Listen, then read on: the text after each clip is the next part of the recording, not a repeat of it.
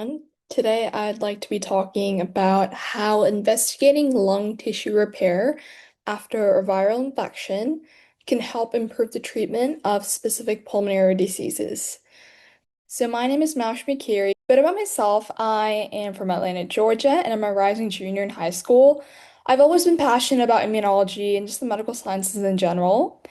And I went further into this passion by researching at the University of Georgia's CCRC, which stands for the Complex Carbohydrate Research Center.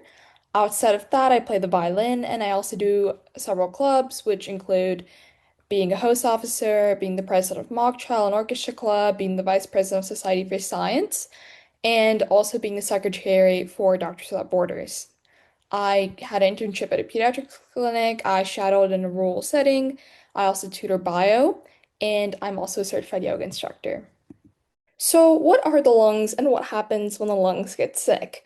Your lungs are your body's main breathing organs, and there's not many lines of defense before anything you breathe in enters your lungs, so they're usually affected by the toxins, diseases, and everything that you breathe in. They're made of air sacs called alveoli, immune cells, and other supporting tissues within the lungs. Now, there are diseases like asthma, pneumonia, tuberculosis, and COVID-19.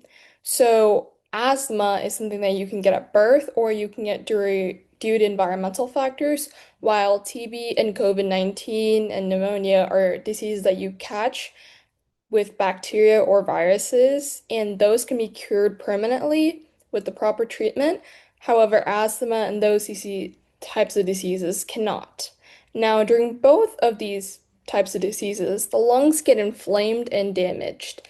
And what happens when the lungs get inflamed is there is an increment in scar tissue which doesn't effectively process oxygen the way we want it to, which in turn reduces the lungs' capacity even though the person's fully recovered from the disease.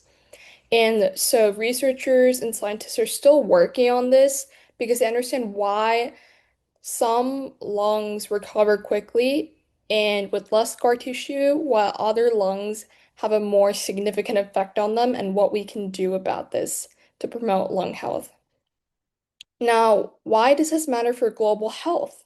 So, lung damage is the leading cause of disability worldwide, and not everyone has access to medical care. So, if we are able to implement methods of helping people with lung-related diseases, we are able to save a lot of lives, and we are able to help people throughout the globe. Now, here we can see the respiratory infection rate from 1950 to 2022, and we can see that during COVID, a lot of people died from COVID, and this can be because of the virus or even after effects of the virus itself. So, by working on lung diseases, we can prevent these deaths worldwide. So the focus of our research was we mainly studied how lungs remember previous infections, and our main goal was to understand how the lungs heal themselves without needing immune cells from the blood, and then how they use immune cells within the lungs to just heal themselves. Other questions we'd like to answer were why do some lungs heal better than others? How can lungs remember past infections if the immune cells from the blood are gone after infection? And can we use this memory to help prevent future damage?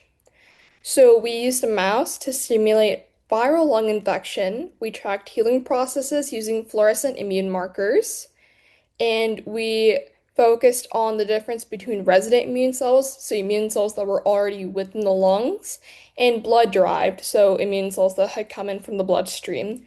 And at the end, we analyzed tissue structure and inflammation over time to see how the tissue had been affected. We found that the tissue resident niche, so the tissue that was within the lungs itself, had two innate lymphoid cells which were important in storing local memory and fighting off future threats. So they were mainly how the lung itself was able to recognize diseases that it had in the past without needing the immune cells from the blood. And lung fibroblasts also helped in this process. Also, key signaling molecules like IL-33, TSLP, and amphiregulin were very important to this mechanism to help make sure that once the disease is recognized, to be able to effectively fight it off. And this is important to research because now we can use these mechanisms to make sure diseases are fought more efficiently, quicker, and reduce the amount of scarring. Some of the future treatments that we are looking into are immune boosting therapies. So we can have certain T or B cells that promote repair instead of scar tissue. And we can do this by inhaling cytokine treatments that mimic the healing signals that we were able to recognize before, like amphiregulin, or we can do cell-based therapies like engineered T cells that localize the specific areas in the lung and can support tissue recovery. There are antifibrosis drugs which would focus on the specific immune response that causes scarring, and we could design drugs that block this pro-inflammation, and we can make sure to reduce inflammation, reduce scarring, reduce post-viral side effects. There's also personalized lung recovery plans. So if you're more prone to scarring, we can focus on that. We have the technology to be able to focus on your specific genetic makeup, and we can focus on targeted immune therapies. And there's always the potential for having new vaccines that work on leaving behind new repair cells or cells that typically don't want to scar and they want to try to repair the tissue. And we can just focus on adjuvants that help repair the lungs and they're focused on non-scarring mechanisms. Thank you for listening to my presentation. I hope you guys enjoyed learning about the new treatments available for lung diseases. And this is where you can reach out to me.